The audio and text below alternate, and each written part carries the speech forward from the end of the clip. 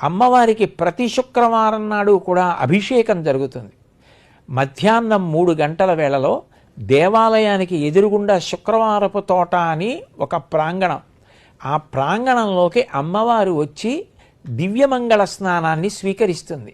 దిగ్గజములు పట్టుకొచ్చి పద్మ కింజిల్కముల చేత, ఆకాశగంగా జలముల చేత, కనక కుంభములతో స్నానము చేయిస్తుంటే దివ్యమంగళమూర్తిని మనసునందు కేవలము స్మరించినంత మాత్రము చేత సకల మంగళములు కలుగుతాయి. అటువంటిది శుక్రవారపు తోటలో అమ్మవారు స్వీకరించేటటువంటి ఆ దివ్య స్నానం, ఆవిడికి ఆ పసుపు నీళ్లతోటి చందనపు నీళ్లతోటి స్నానం చేయిస్తున్నప్పుడు ఆవిడ పొందేటటువంటి గొప్ప ఆనందం, ఆమె ఆ అభిషిక్తురాలవుతుండగా మనందరం చూసి ఆనందం పొందడం, ఆ శుక్రవారపు తోటలోకి అమ్మవారు రావడం, ఇవన్నీ చక్కగా ఒక శుక్రవారం వచ్చి తిరుపతిలో ఉండి అందరూ కూడా ఆమె అనుగ్రహాన్ని పొందడానికి వీలైన సేవ.